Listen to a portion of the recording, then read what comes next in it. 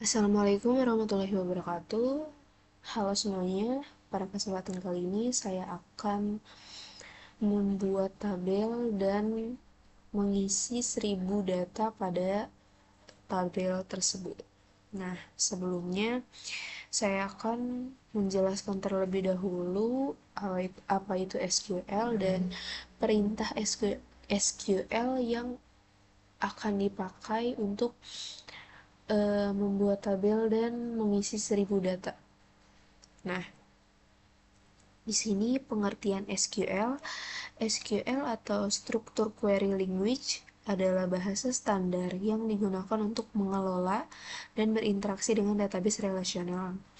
Dengan SQL, pengguna dapat membuat, membaca, memperbarui, dan menghapus data serta mengelola struktur database.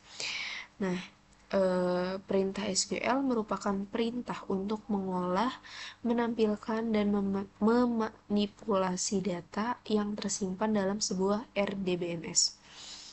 Nah, di sini perintah SQL-nya itu ada beberapa jenis, di antaranya yang pertama itu ada DDL, Data Definition Language, merupakan bagian dari perintah SQL untuk membuat, mengubah, dan menghapus objek-objek basis data seperti tabel, indeks, dan skema. Nah, perintah DDL-nya itu ada create untuk membuat tabelnya atau database baru, kemudian ada alter, memodifikasi objek basis data yang ada, kemudian ada drop untuk menghapus seluruh tabel, database, atau objek lainnya.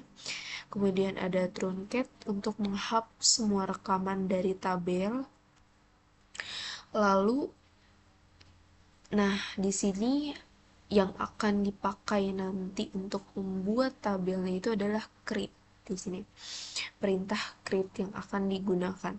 Kemudian ada DML, Data Manipulation Language, merupakan perintah SQL yang digunakan untuk menambahkan, menghapus, dan memodifikasi data dalam basis data. Nah, perintahnya itu ada select untuk mengambil data dari database-nya, kemudian ada insert untuk menambahkan data baru ke tabel, kemudian ada update, memodifikasi data yang ada dalam tabel, lalu ada delete, menghapus data dari tabel.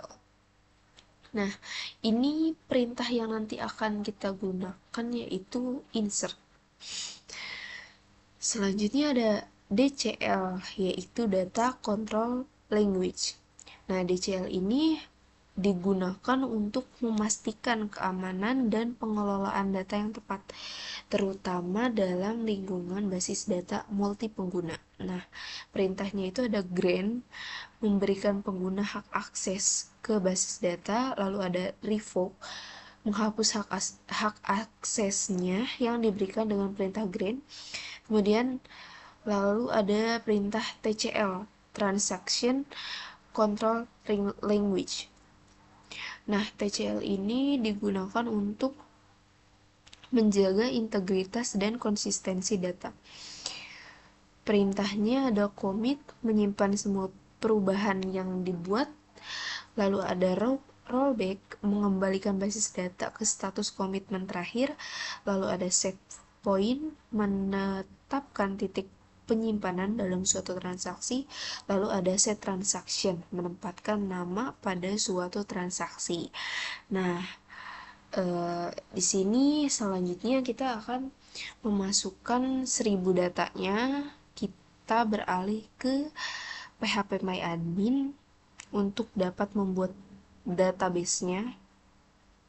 Kita buat terlebih dahulu database-nya. Nah, saya akan membuat database dengan nama perpustakaan. Setelah kita memasukkan nama database-nya, kita klik create. Nah, di sini database-nya sudah terbuat, tapi belum ada isinya karena kita belum memasukkan, belum menambahkan tabelnya, terus juga belum memasukkan datanya. Nah, di sini itu kita akan memasukkan 1000 data. 1000 data itu kan banyak ya, jadi gak mungkin satu-satu ngisinya itu pasti kelamaan. Jadi ini ada satu web. yang digunakan untuk membuat dataset dengan apa ya, banyak data gitu. Nah, di sini saya gunakan Mockkaroo. Ini udah ada file name-nya, udah disediakan file name-nya apa, tipenya, kemudian option. Nah, di sini saya sudah menuliskan file name-nya itu tabel yang akan bukan atribut atau kolom yang akan digunakan untuk mengisi datanya. Nah, ada ID buku, kemudian ada judul buku, ada penulis, kategori, dan stok. Nah, di sini saya tuh akan membuat sebuah tabel buku ya. Saya harusnya tadi ngasih tahu nama tabelnya dulu. Nah, udah, kemudian di sini ada tipenya juga.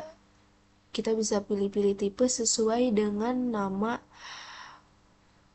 kolomnya atau nama atributnya gitu. Di sini saya ID buku tipenya row number, kemudian judul bukunya, drag name atau brand, kemudian ada penulis, full name, kategori, custom list, dan stok itu number. Nah, setelah kita memasukkan file name-nya, lalu di sini ada row, kita mau membuat berapa data nih, tinggal kita masukkan. Misalkan kita mau memasukkannya 50, kemudian di sini kita mau memasukkan 1000, jadi kita tulis aja 1000.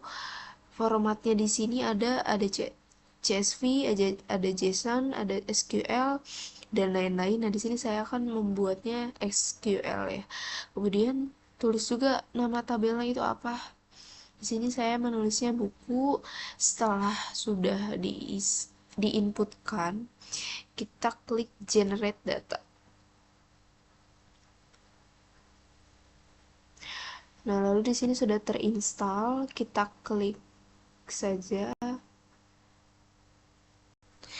Nah, di sini sudah ada 1000 data yang tadi sudah kita buat. Nah, lalu kita copy dulu aja biar gampang, lalu kita masuk ke localhost. Nah, sebelum memasukkan datanya kita harus membuat dulu tabelnya nih dengan perintah ddl, data definition language. Kita perintah create table. Nah, nama tabelnya kita tuliskan buku. Kemudian kita masukin nih atributnya atau kolom apa saja yang tadi akan kita mau masukkan. Kita tulis ID buku dengan tipenya in, auto increment, oh salah, lalu sebagai primary key. Selanjutnya ada judul buku, varchar 150. Kemudian ada tadi itu penulis, tipenya varchar juga 100.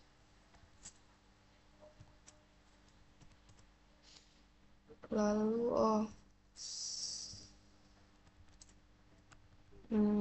kemudian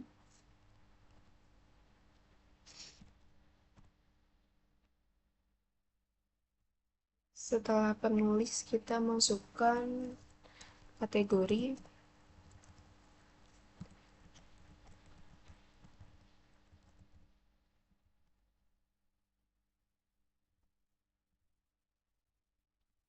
Dan yang terakhir kita masukkan stok dengan tipe datanya in. Nah, setelah kita masukkan untuk membuat tabel, lalu kita masukkan tadi data yang sudah kita kita cari datasetnya. Nah, ini sudah dimasukkan semua. Setelah dimasukkan, di sini itu ada insert into. Nah, insert ini tadi perintah yang ada di DML, Data Manipulation Language. Kemudian di sini ada nama tabelnya, lalu ada ID buku, judul buku, penulis, kategori, dan stok. Setelah itu kita tinggal scroll ke bawah dan klik go untuk memasukkan untuk membuat tabel dan memasukkan datanya.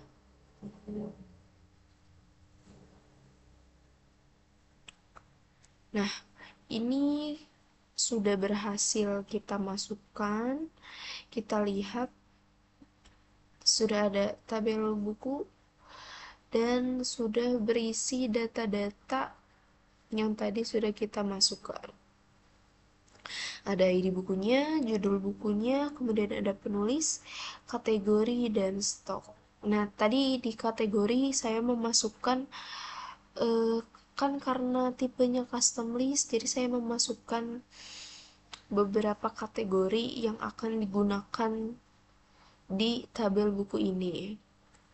Nah, mungkin itu saja yang saya sampaikan untuk penjelasan tentang SQL dan juga